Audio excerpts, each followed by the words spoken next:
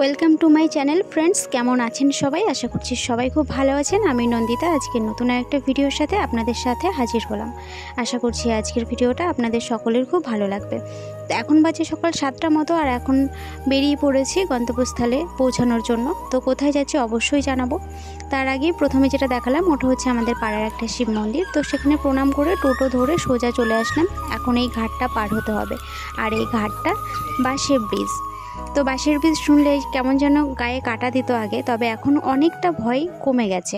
আর তাছাড়াও এই ব্রিজটা না বেশ গাঢ় করে বাঁশ দিয়ে তৈরি করা আছে, তো বেশ জাবদা করে করা আছে। দুই একটা বাঁশের ব্রিজ কী হয় অনেকটা ফাঁকা ফাঁকা, তো বাঁশের ব্রিজ পার হতে গিয়ে যেই নিচের দিকে জলের দিকে তাকানো যায় তখনই যেন মাথা ঘোরা দেয়। তো যাই হোক, সেই ক্ষেত্রে এই ব্রিজটা অনেক সুন্দর, আর আমার বেশ ভালোও লাগছিল, তবে একটু একটু ভয় করছিল, তবে অতটাও না। আর এই যে জলের মধ্যে একটা নৌকা যেটা দেখা যাচ্ছে, নৌকাটাকে দেখেই বোঝা যাচ্ছে যে খুব একটা বেশি জল নেই। তার সাথেও জলের তলার যে গাছগুলো সেগুলোও কিন্তু অল্প অল্প দেখা যাচ্ছে, ভালো করে লক্ষ্য করলে দেখা যাবে। তবে আমার মনে হয় মাঝ বরাবর হয়তো একটু জল থাকতে পারে, আর গাছগুলো হয়তো অনেকটা লম্বা, তাই একটু জলের উপরে উপরে উঠে আছে যেগুলোকে দেখা যাচ্ছে, তবে জলের উপরে ভেসে নেই, কিন্তু ডুবেই রয়েছে।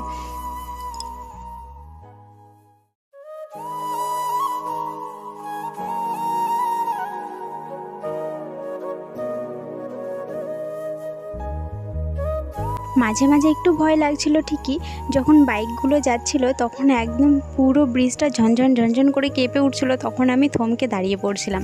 তো যাই হোক, আমার পিছনে আমার হাজব্যান্ড ছিল এবং আমার পিসি শাশুড়ি ছিল এবং তার সাথে আমার ভাসুড়ি ছিল। আমরা মোট 4 জন যাচ্ছি, আর আমার ছেলে তো আগে ভাগেই আমার শাশুড়ির সাথে গিয়ে সেখানে গিয়ে বসে আছে।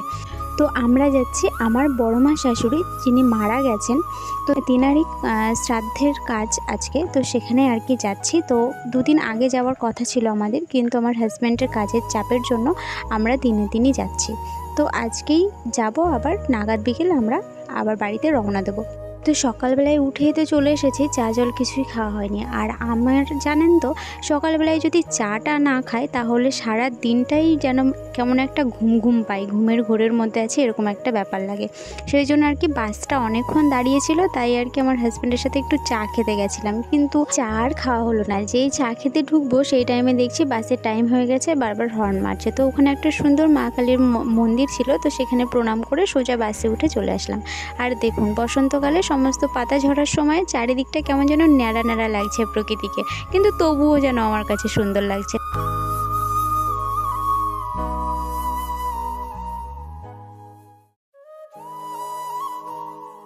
তো প্রায় 1 ঘন্টার মধ্যে আমরা পৌঁছে গেছিলাম সেখানে, যদিও বা আরও কমের রাস্তায়, কিন্তু গাড়ি প্রচণ্ড দিকে দিকে আসে, সেই জন্য আর কি একটু টাইম লেগেছে।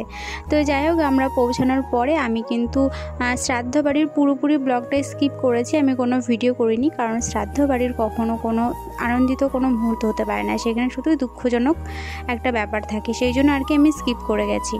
কিন্তু আমার বড়মা শাশুড়ির বাড়ির সাথেই, একদম গেটের সাথেই বলতে পারেন, একদম সংলগ্ন এই হচ্ছে পার্কটি। এটা পার্ক নয়, ভুল করছি আমি, প্রথমে আমিও পার্ক ভেবেছিলাম, কিন্তু পরে যখন ভিতরে ঢুকি পুরোপুরিটা ঘোরাঘুরি করি তারপরে বুঝতে পারলাম যে না, এটা পার্ক না, এটা হচ্ছে একটা পোলট্রি মুরগির ফার্ম বলতে পারেন। তো পুরোপুরি অনেকটা রাউন্ড দিয়ে, তো এখানে অনেক গাছপালা লাগানো আছে, একটা পার্কের মতো করে সুন্দর একটা পরিবেশ তৈরি করা আছে।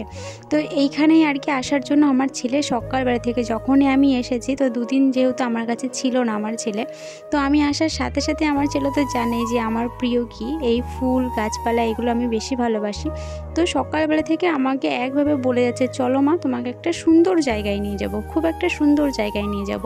তো আমি ওর কথা খুব একটা বেশি পাত্তা দিচ্ছি না, কারণ অনেক দিন পর আমি এক জায়গায় এসেছি, সেখানে মানুষজন সবার সাথে আলাপ আলোচনা, তো সেই জন্য আর কি ওর কথাটা আমার গুরুত্ব দেওয়া হচ্ছিল না। তারপর আমার হাজব্যান্ড নিজে আমাকে নিয়ে আসলো এখানে, কারণ আমার হাজব্যান্ডের ছোটোবেলার প্রায় অনেকটা মুহূর্ত, মানে বলতে পারেন বেশিরভাগটাই এখানে কেটেছে নাকি। তো সেই জন্য আর কি আমার হাজব্যান্ডের খুব প্রিয় একটা জায়গা, তো সেখানেই আর কি আমাকে নিয়ে আসলো। তো এখানে খুব সুন্দর করে একটা স্লিপের মতো করে সিঁড়ি করা আছে, পাতলা পাতলা একদম স্লিপের মতো দেখতে লাগছে, অথচ এটা সিঁড়ি করা আছে। তো সেখান দিয়ে আমি একটু নেমে আসলাম একটু মাছ দেখবো বলে, কারণ হচ্ছে প্রচুর মাছ আছে এই পুকুরটায়।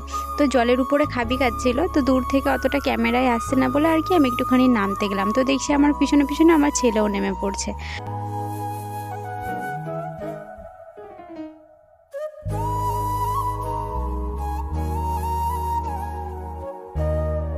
এই জায়গাটা আমার না বেশ ভালো লেগেছে, কারণ ভীষণ নির্জন একটা জায়গা, খুব সুন্দর হাওয়া বইছিল। তো আরও এইদিকে চলে আসলাম একটু ভিতর দিকে। তো এইখানে আমার ছেলে আর আমার হাজব্যান্ড দুজনে মিলে ছবি তোলাতুলি করছিল আর কি।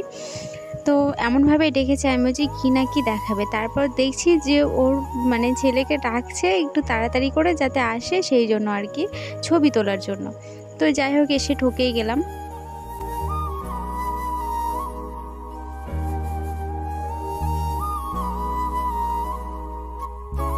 এদিকে চারিদিকে ঝোপে ঝাড়ে বিভিন্ন ধরনের গাছ আছে, যেমন লেবু গাছ, ড্রাগন, জবা ফুলের গাছ, বিভিন্ন ধরনের পাতাবাহারি গাছ, লিলি, তো বিভিন্ন ধরনের প্রচুর গাছ আছে চারি সাইড দিয়ে। কিন্তু এই জায়গাটা অযত্নে মানে রাখা রয়েছে, কোনো পরিষ্কার পরিচ্ছন্নতা নেই, কারণ অনেক দিন হয়তো এখানে সেইভাবে পরিষ্কার পরিচ্ছন্নতা হয়নি। আর তাছাড়াও তো কদিন আগে ঝড় হলো, সেই ঝড়ে মনে হচ্ছে যেন এখানেও অনেকটা প্রভাব ফেলেছে, কারণ দুই এক জায়গায় দেখছি গাছের ডাল টাল ভেঙে চুরে এদিকে ওদিকে পড়ে রয়েছে।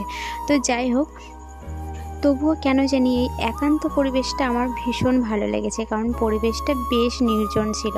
তো আমার হাজব্যান্ড এখানে ক্যামেরা করে দিচ্ছে, আর আমি আমার ছেলের হাতটি ধরে টুকটুক পায়ে এগিয়ে চলেছি। আর আমার হাজব্যান্ড আমাকে শোনাচ্ছে তার ছেলেবেলায় কাটানো মুহূর্তগুলো, এখানে কতটা সময় বসে থাকতো, কি করতো, কোথায় আম গাছ ছিল সেই গাছ থেকে আম পেড়ে খেত, বিভিন্ন ধরনের টুকিটাকি কথা আর কি, যেমন ছেলেবেলাটা হয়ে থাকে আর কি গ্রামের ছেলেদের।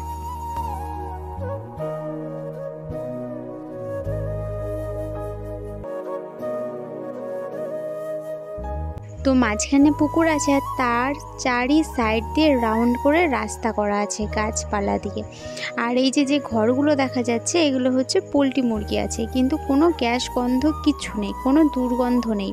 হয়তো পরিষ্কার পরিচ্ছন্ন আছে, যদিও বা চট দিয়ে চারিদিকে ঢাকা আছে, আমি আর অতটা ভালো করে দেখিনি। কিন্তু ভিতর থেকে মুরগিগুলো পিকপিক করে ডাকছে, মনে হচ্ছে যেন বাচ্চা মুরগি ডাকছে। তো বাচ্চা মুরগি আছে হয়তো ভিতরে, তো আমি আর অতটা ভালো করে দেখিনি। আমি চারি সাইডে গাছপালা দেখতেই ব্যস্ত। আমি কখনো আঙুর গাছ দেখিনি, তবে এই প্রথমবার আঙুর গাছ দেখলাম। তবে আঙুরগুলো এত ছোট ছোট, সবে মাত্র একদম ঝিরিঝিরি, যেগুলো ক্যামেরায় ক্যাপচার হচ্ছে না। তো আমি হাত দিয়ে আর কি দেখছিলাম, যদিও বা আঙুর এখনও ধরেনি। তবে হ্যাঁ, আঙুর গাছের গোড়াগুলো খুঁড়ে সার মাটি দেওয়া হয়েছে সবে মাত্র। তো যাই হোক, ওখান থেকে এসে এখানে একটা সুন্দর বসার জায়গা রয়েছে, এখানে শোয়াও যাবে। হয়তো মাঠে যারা কাজ করে তারা হয়তো এখানে এসে বিশ্রাম নেয়, কারণ এই জায়গাটা প্রচণ্ড ঠান্ডা আর খুব শান্ত একটা পরিবেশ। পুকুরটা অনেকটা বড়, আর চারি সাইড রাউন্ড দিয়ে তো রাস্তা, সেই রাস্তাতে ঘুরে আস্তে আস্তে আমার পা লেগে গেছে বলে আমি এখানে বসে পড়েছি। এখানে অনেকটা সময় কাটানোর পরে তারপরে দেখছি এইখান দিয়ে জল যাচ্ছে, মানে একজন ছিল ওখানে মোটর চালিয়ে দিয়ে চলে গেল। তো বেশ সুন্দর লাগছে, জলটা কিন্তু ওই পুকুরে গিয়েই নামছে, মানে পুকুরে কন্টিনিউ জল দেওয়া হয়। পুকুরে খুব একটা বেশি জল নেই, তবে মাছ অনেক আছে। আর এই যে আমাকে তো সব সময় এই ফুলে আকর্ষণ করেই, তো এত সুন্দরভাবে দুলছে ফুলগুলো যে এর কাছে না এসে থাকতে পারলাম না। তো এগুলোকে আমি রাবণ জবা বলে চিনি, আবার অনেকে বলে শ্যামা জবা। আপনারা কোন নামে চেনেন অবশ্যই আমাকে জানাবেন কিন্তু। তো কিছুটা সময় দাঁড়িয়ে ওদের একটুখানি বাতাসে দোলানি দেখলাম। তো যাই হোক, দেখাশোনার পরে এইবার আবার আর একটা রাস্তা দিয়ে এবার বেরোনোর পথের রাস্তায় চলে এসেছি। তো এইটাই লাস্ট, এটা দিয়ে বেরিয়ে সোজা চলে যাব। তো এই যে আমার হাজব্যান্ড, উনি ছবি তোলাতে ব্যস্ত। আমার যদিও বা ছবি তুলতে একদম ভালো লাগে না, কেন আমি জানি না, তবে ভিডিও করতে বেশ ভালো লাগে। আমি একদম মানে ছবি তুলতে একদম পছন্দ করি না।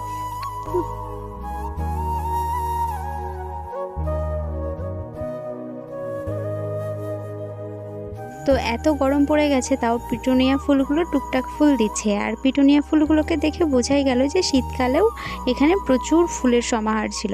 আর এখানে কিছু পাখি ছিল, তো সেখানে আর বেশিক্ষণ দাঁড়ালাম না, কারণ আমার উড়ন্ত পাখি যারা স্বাধীন তাদেরকে খাঁচায় বন্দি করে রাখা দেখতে একদমই ভালো লাগে না। তবে আমার ছেলে বায়না করছিল বলে কি কিছুক্ষণ দাঁড়ালাম, তারপর আবার চলে এসেছি।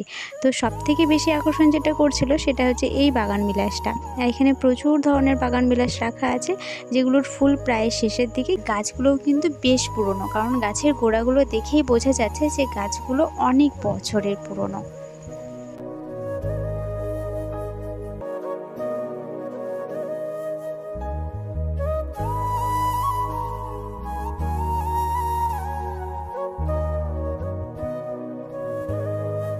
তো এটাই ছিল আমার বড়মা শাশুড়ির গরিবের ছোট্ট একটা কুঠুরি। আর তার সামনে রয়েছে একটা সুন্দর ঘি জবার গাছ, যেটাতে ফুলে ফুলে আলো হয়ে রয়েছে। আর এই ডান দিকে সেই গেটটা দেখা যাচ্ছে না যদিও বা, তবুও বলে দিচ্ছি ডান দিকে যে গেটটা আছে ওইটাই হচ্ছে সেই সুন্দর জায়গাটির গেট। তো আজকের মতো এইটুকুই।